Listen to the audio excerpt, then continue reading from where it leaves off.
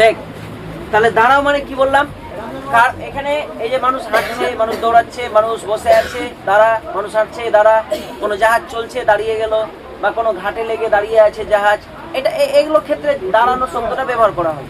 আর এইখানে যেটা কবি ব্যবহার করেছেন সেটা হচ্ছে যে মানুষের পাশে গিয়ে আরেকজন মানুষকে কি করতে বলছেন, দাঁড়াতে বলছেন। একজন দুঃখী মানুষ, একজন মানুষ যে সবকিছু হারিয়ে দিয়েছে, সেই মানুষকে মানে সেই মানুষের পাশে একজন এমন মানুষকে দাঁড়াতে বলছে যার মধ্যে মান অর্থাৎ কি সম্মান আছে, আর হুঁশ অর্থাৎ জ্ঞান আছে।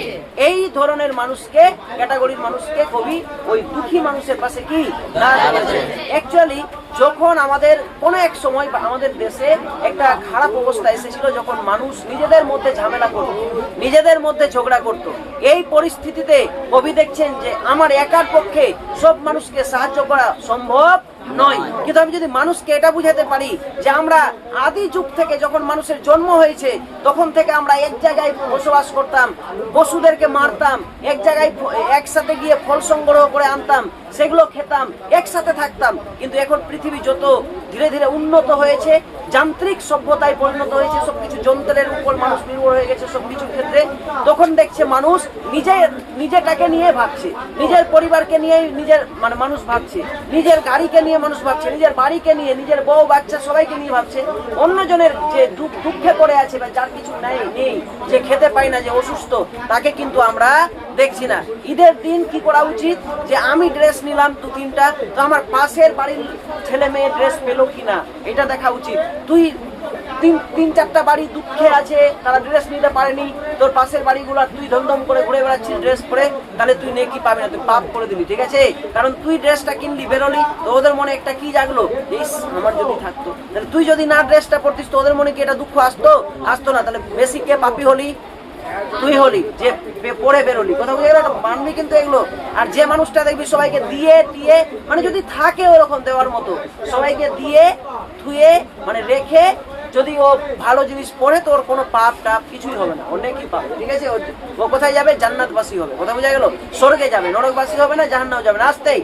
তো এইখানে মানুষ বলছে, মানে কবি বলছেন যে এখানে মানুষ শব্দটার একটা অর্থ বুঝাতে চাইছে। তাহলে বইয়ের এক পাশে লিখে রাখো মান ব্র্যাকেটে লিখো সম্মান, মান লিখো ময়াকার দন্তন্য মান, ব্র্যাকেটে লিখো সম্মান, মান ব্র্যাকেটে লিখো সম্মান, তাড়াতাড়ি ফার্স্ট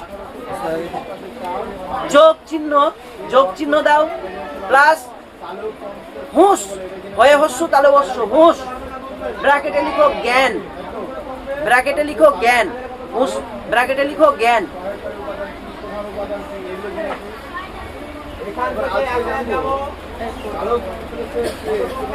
লিখেছো? হয়ে গেছে? এবার নেক্সট। তো তাহলে এখানে মানুষ, কোন মানুষকে আমরা বুঝবো? যে মানুষের সম্মান আছে এবং জ্ঞান আছে, এবং সমাজের প্রতি, মানুষের প্রতি কিছু দায়িত্ব আছে। মানুষ বড় কাঁদছে, বড় মানে অনেক কাঁদছে, প্রচুর কাঁদছে, মানুষ দুঃখে আছে, মানুষ কাঁদছে, কিছু হারিয়েছে মানুষ। তুমি মানুষ হয়ে পাশে দাঁড়াও। মানুষ হয়ে মানে বুঝতে পারলি? মানুষ হয়ে মানে কি রে? মানুষ হয়ে মানে যে মানুষের জ্ঞান এবং হুঁশ বা সম্মান দুটাই আছে, অর্থাৎ তুমি প্রকৃত একজন মানুষ হয়ে তুমি ওই মানুষটার পাশে গিয়ে দাঁড়াও। কোন মানুষটারে? যে মানুষটা কি কাঁদছে, যে মানুষটা কাঁদছে। তাহলে কোন মানুষের পাশে দাঁড়াতে বলেছেন? যে মানুষ কি কাঁদছে। কাকে দাঁড়াতে বলেছেন? মানুষকে। কি হয়ে দাঁড়াতে বলেছেন? মানুষ হয়ে। কার পাশে কবি দাঁড়াতে বলেছেন? কাকে দাঁড়াতে বলেছেন? মানুষকে। কি হয়ে? মানুষ হয়ে। এবার হলো, এবার বুঝতে পারলে। নেক্সট, মানুষই ফাঁদ পাচ্ছে। লাইনটা দেখবে, ফাঁদ মানে কি রে? গর্ত, মানে অসুবিধায় ফেলছে মানুষ, মানুষকেই কোনো সমস্যায় ফেলছে, অন্য কোনো জীব আসছে না ফেলতে। মানে তোর ক্ষতি মানুষই করছে, তোকে ফাঁদ অর্থাৎ গর্তে মানুষই ফেলছে। তুমি পাখির মতো পাশে দাঁড়াও, মুক্ত ভাবে। পাখির মতো মানে মুক্ত ভাবে, স্বাধীন ভাবে, স্বার্থ ছাড়া তুমি মানুষের পাশে গিয়ে দাঁড়াও। মানুষ বড় একলা হয়ে গেছে। মানুষ একলা হয়েছে কারণ ঝামেলা করে ঝগড়া করে বা তাকে ফাঁসিয়ে দেওয়া হয়েছে, তার কাছ থেকে সবকিছু কেড়ে নেওয়া হয়েছে, যে শাসক সে সবকিছু কেড়ে নিয়েছে, তাকে একলা করে দিয়েছে, তার ঘর বাড়ি বউ বাচ্চা কেউ নাই তার সাথে, তুমি ওই অসহায় মানুষের পাশে গিয়ে কি দাঁড়াও একটা ভালো মানুষ হয়ে। তোমাকে সেই সকাল থেকে তোমার মতো মনে পড়ছে, মানে মানুষকে কবির মনে পড়ছে, যে প্রকৃত মানুষ তাকেই কবির সকাল থেকে মনে পড়ছে। কখন সন্ধে হলে মনে পড়ছে, রাতের বেলা মনে পড়ছে, সব সময় মনে পড়ছে। মানুষ বড় একলা হয়ে গেছে ভাই, তুমি মানুষের পাশে গিয়ে দাঁড়াও, আর এসে দাঁড়াও, ভেসে দাঁড়াও, ভালোবেসে দাঁড়াও। এমনি এমনি না, আসতে হবে কাছে আসতে হবে, এসে ভেসে যেতে হবে, মানে তার দুঃখটাকে আপন করে নিতে হবে, তার মধ্যে ঢুকে তার দুঃখটাকে বুঝতে হবে, ফিল করতে হবে, অনুভব করতে হবে, আর কি তাকে ভালোবেসে তার পাশে দাঁড়িয়ে তার মনের যে দুঃখ, যে ক্ষোভ, সে কেন কাঁদছে, সে কেন একলা হয়েছে, তার কিসের প্রয়োজন, সেইটাকে তার মতো করে জেনে সেই সমস্যাটাকে কি করতে হবে, সমাধান করার চেষ্টা করতে হবে, এবং তার পাশে থাকতে হবে। এইটুকুটাই কবি এখানে বলেছে। এরকম আর এখন দেখতে পাওয়া যায় না। মানুষ নিজের কাজে ব্যস্ত, কে কিরকম আছে, কার বাড়িতে আমদোসা হলো ঈদে, দুর্গা পূজায় কার বাড়িতে গুলগুলা হলো, কার বাড়িতে মাংস হলো, না কে ড্রেস পেলো না, আর দেখার কারো সময় নাই। কথা বুঝতে পারলি? এখন নিজের পেট নিয়ে, নিজের মন নিয়ে, নিজের মাথা নিয়ে মানুষ ব্যস্ত। গরিব দুঃখী কার কি হারিয়েছে, কে কার কি চলে গেছে, কারো দিকে মানুষের দেখার সময় নেই।